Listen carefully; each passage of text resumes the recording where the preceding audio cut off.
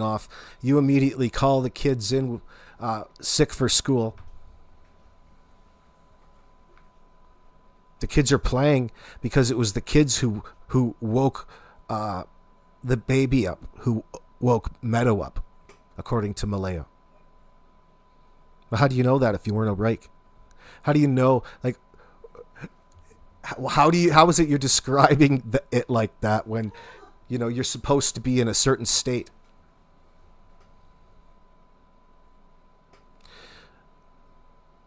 But you hear the kids in the next room and they're just so loud. Everybody's hearing the kids and they're just very loud. And then they weren't. How the hell are you going to pawn that off and blame somebody else? But all along, insist the kids voluntarily walked out from inside the RV to the outside and took their boots and took their full pull-up last change, God knows when. Who knows when Jack changed his pull-up last? And you're laying in that bed and you've got no idea. You can hear the kids and everything just so loudly, but nothing else.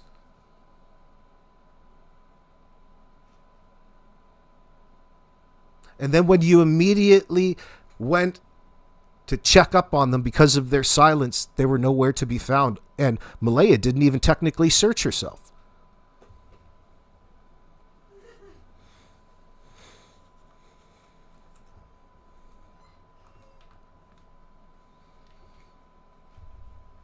And that's it. That's really it. That's the story that they want to insist occurred on Friday morning. Without adding any context, without talking in depth about situations. In fact, they avoided them at all costs as substance abuse, sensitivity. Janie gets triggered right away when you bring up Danny's abusive behavior, substance abuse. She's in absolute denial and responds in a violent manner. That was apparent the very first day that they called the RCMP. Under a lot of stress over there in 1207 Garlock.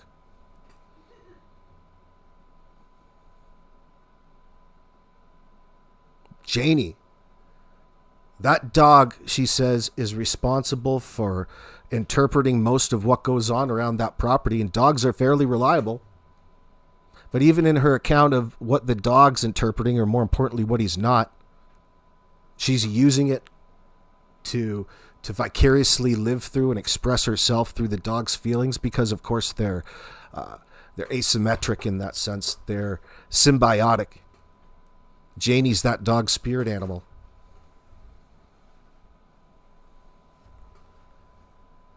Janie got triggered by Callie mentioning Daniel's arrest. Oh, I can just imagine. That's probably a sore spot. How does it feel, Janie, to have turned a blind eye? Can you imagine from Malaya's perspective, living in the environment, just knowing what we know now about Janie? Jesus, it's so difficult to imagine. Like, it's such a toxic, abusive environment. Oh, thank you, Julia. Always a strong voice for Jack and Lily. You as well. Thank you very much for that super chat.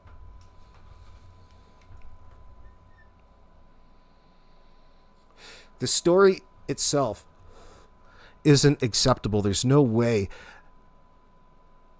that they're just sitting back and, well, it's a cold case. I hope it solves itself. Danny, no, this situation is building against you. It's a carbon copy scenario of Jacqueline and Trezell West when they called in to the California City Sheriff's Department that Orin and Orson West were absolutely disappeared from their backyard. 2 kids, 2 baby children, 2 years old, 2 and 3. They weren't twins.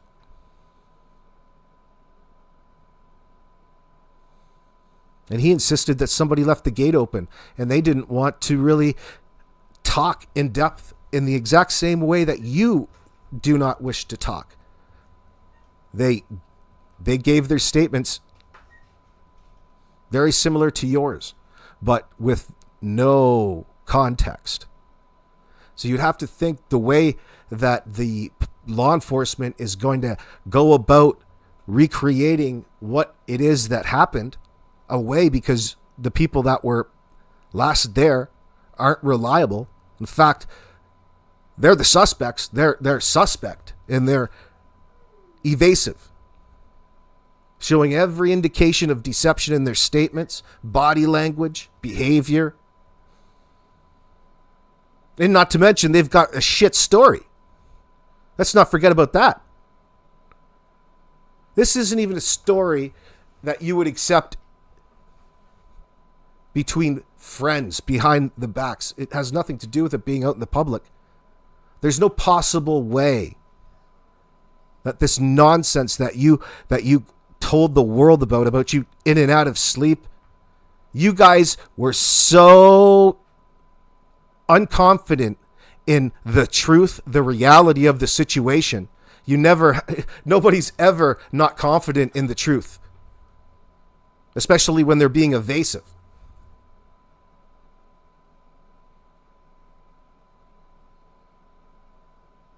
Friggin' Malaya.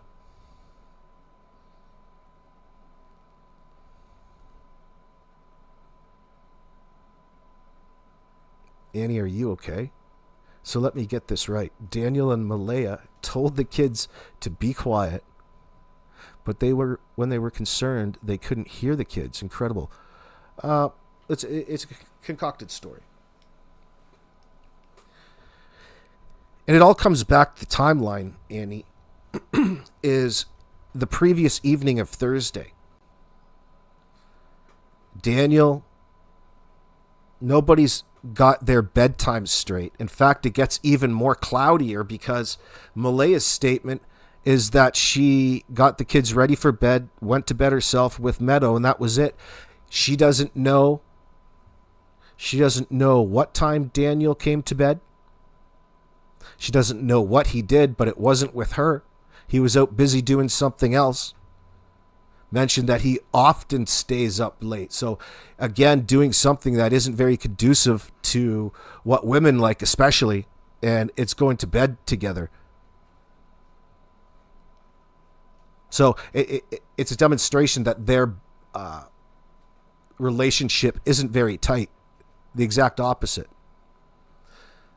Now, the thing is, if we're to believe that Malaya was even in bed, as opposed to, who knows, being slapped around, being prevented from calling her mom, you're going through a very tumultuous period at this point in time because of their financial situation. She's got a new vehicle. She's got her foot out the door. She's got no friends on Garlock Road. Nothing but people treating them like shit, specifically Janie and Daniel.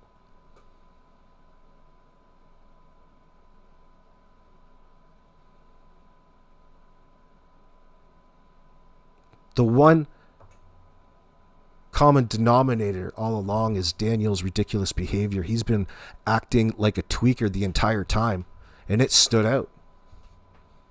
That's been his only consistent thing.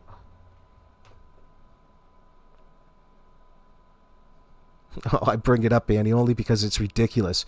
It's extenuous information in that sense. It's just really showing you how dialed into manipulating a greater audience she is, because she's engaging in conversation that's irrelevant. She's splitting hairs, trying to use it as and convince other people it's just for show, that whatever it is that person brought up isn't worth thinking about because, this isn't, you're wrong because you're referencing this and it's really this. It's just a game of shell. It's a shell game in that sense, with meanings to different words that she's presenting people.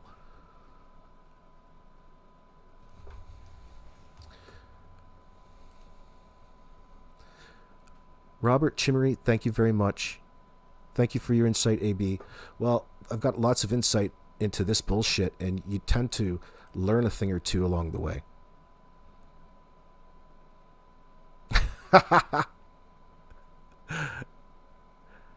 I do have professional credentials, by the way, but I don't go around. And it's irrelevant to why I'm here. It just so happens that my trade, it has everything to do with training your mind to be an analytical thinker. When you have to troubleshoot machines, when you have to interpret drawings, incorporate minimum safety standards, deal with things that may kill you, it aligns a lot with, believe it or not, what detectives do. Homicide detectives and things like that. Only enough to look like a victim and engaging in extenuous activities online in order to act as a distraction and have a reason to maybe be right about something or wrong about something, or avoid being perceived as an evildoer towards those children, which is exactly what she is. Well, I'm here to remind you. About you raking at night, as you stated. Mud where I was raking. I thought there was two footprints. There was supposed to be a footprint found away up on the pipeline. Right. Malaya sent me the picture of it. That's all I know. There was a footprint found. Okay. But I'm telling you, the footprint was here. The only one that they can confirm that was Lily and Jack's was right here. So it was child size. So we see. Let me finish this one. Have you seen a car parked there in all the time that this went on? Have you seen a car parked there? No. Okay, wait. You want to get technical with me? Yes, a man, one of the investigators came in here and was measuring it all. Mm-hmm. I'm not here to lie. This is leading to the street, so I don't care if you want to call it a driveway or not. Yep. It is a driveway to I your like that. RV. That's probably still my favorite part of it. Reason why? That's still my favorite part in all of this. Janie's out there babbling and bumbling over her words, claiming to the camera that she's not here to lie. You're really, really witnessing just how evil a person is willing to go, just how far she's willing to go in this, to try and persuade a greater audience of her not being associated to whatever happened to Jack and Lily. And that's putting it lightly. Let's think for a moment, friends, what it is that happened to Jack and Lily. Their lives were taken. These children's lives were taken, and the last person to see them alive is telling you that she's not here to lie to you. Well, what is it you're here to tell us? What is it you're here to persuade us? You never quite get that answer from Janie. You never get the answer. You never get that conversation. It's probably, as it was with the CBC crew, in a one-sided conversation. Like, it's edited, obviously. I'm not saying it that way, but you can get the feeling that the information that was being relayed to Heather, who was there, was one-sided. She was the receiver of the communication. She had her back angled. She was always usually angled back a little bit and just accepting whatever it is that Janie is telling her. It's not like she's going to be confrontational. This is all about gathering evidence in this sense. And her behavior is relevant to Jack and Lily's disappearance at this point in time. She's trying to convince you it's not.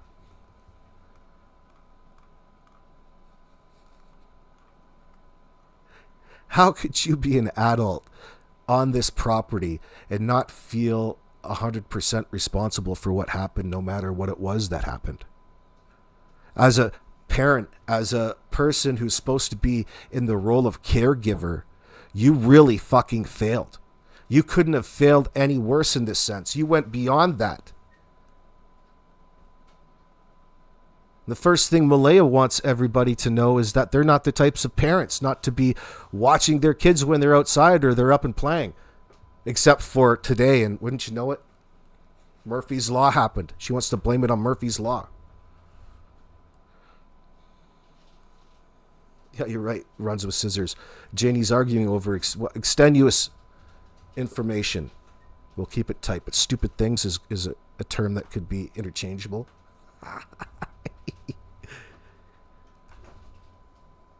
Yeah, that's the SOG thing, trail hiker. Janie never had a pool and never put a pool in. That's what Chris McDonough is always referring to as the SOG situation, where the suspect is trying to incorporate some other guy to verify the information that they're trying to persuade the interviewer of. That's what she's doing. That's what the pool's role is in all of this. She doesn't mind bullshitting you for as long as it takes.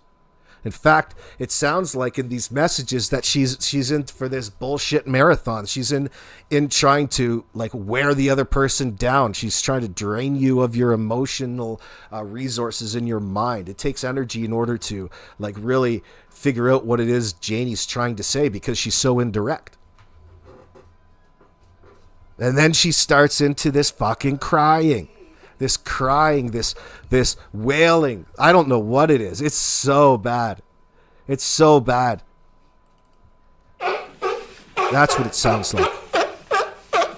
And I want you to know, Mike, that you're just bringing me down. You're tearing me apart. Oh. You're going to get technical about Thursday night and technical about your driveway?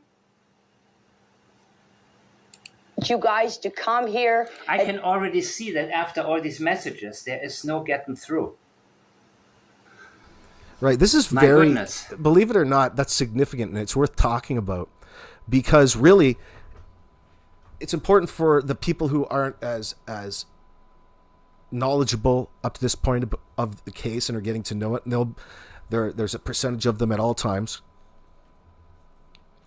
that, especially when you're in a conversation with a bullshitter, somebody who's trying to deceive you, like in this circumstance Janie is with Mike, that you become aware of that you're the only person that's really going to be completely aware of her lying to you in that moment, or her inability to make that connection, which is the whole point to conversing with another person in the first place, right? So he's taking the time to let us know that that's what's occurring. I got that too. You get the same thing from Jordan, same thing from them all, and they're all carbon copy forms of the same script.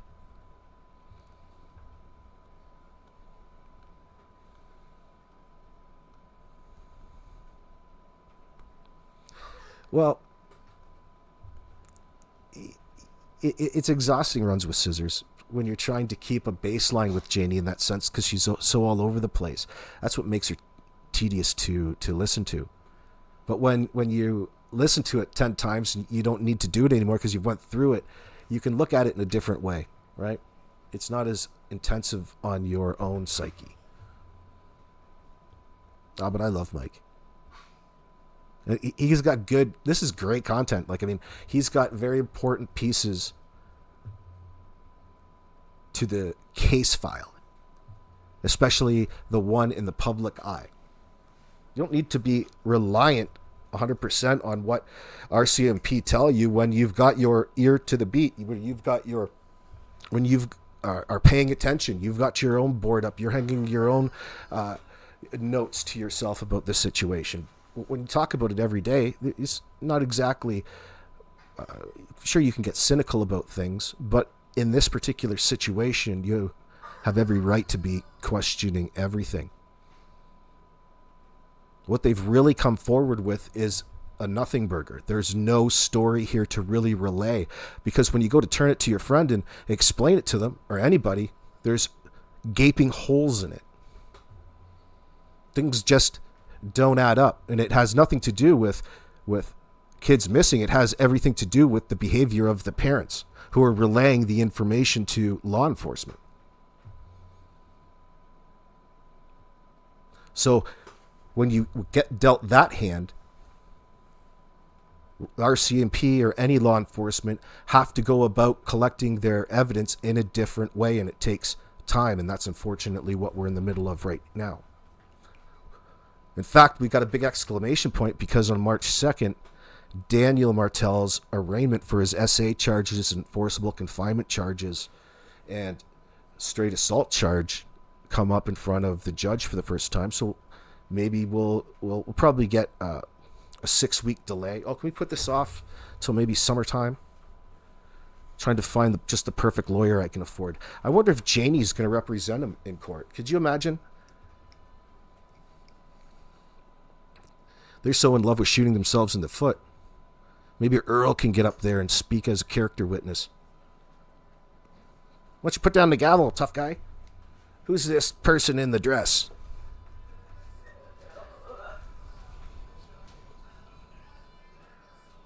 Maybe Kent, maybe that fucking idiot Durwood can speak for you, represent you. He put on his Sunday best and his Reeboks, his dirty old fucking 10-year-old Reeboks on. What, they're slippers. He doesn't even bend over to tie them on. He just slips them on. Oh, helicopter grandma, that's very generous of you. Thank you for what you do, and thank you for watching or caring.